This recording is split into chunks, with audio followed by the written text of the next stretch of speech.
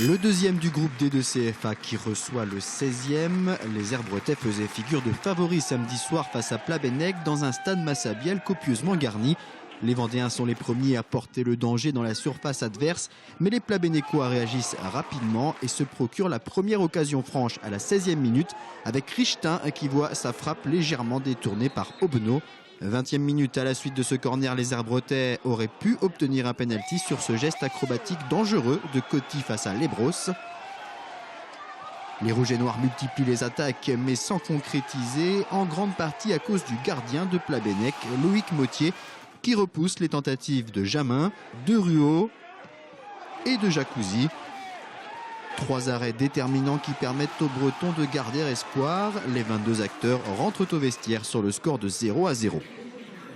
Les Herbiers, je pense qu'ils ont du mal à se lâcher et il faudrait, je pense, apporter quelques changements offensifs pour la deuxième mi-temps pour que ça se décante. À espérer que le jeu va se développer.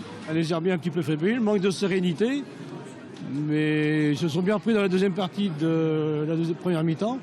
Donc ils vont réussir à s'imposer. Une première période assez difficile pour nous, mais on aurait pu mener 2-0 on a eu quelques grosses occasions en première mi-temps, mais je pense que ça va être un match assez difficile. On mériterait de gagner quand même.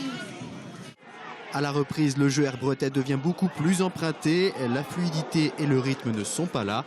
La défense bretonne n'est pas vraiment inquiétée. Les Plabennecquois profitent alors de cette surprenante fébrilité herbretaise pour ouvrir le score à la 70e minute par l'intermédiaire de Richtin qui devance le Borgne. Menés 1-0, les Rouges et Noirs se doivent de réagir. Papin et Guézoui entrent en jeu. Guézoui se retrouve en position de marquer à la 74e minute mais bute sur le gardien. Les Herbretais ne parviennent pas à développer leur jeu habituel et manquent terriblement de précision dans leurs tentatives. Il laisse forcément de plus en plus d'espace à Plabennec qui n'en profite pas. Une équipe de Plabennec bien décidée à ne pas lâcher son but d'avance et sa qualification. Score final 1-0. Le VHF a manqué son rendez-vous avec ce tour de Coupe de France. Les Plabennecquois en voulaient plus et joueront les 16e de finale. Performance assez décevante dans son ensemble, surtout la première mi-temps où on n'était ni présent dans le jeu ni présent dans la combativité.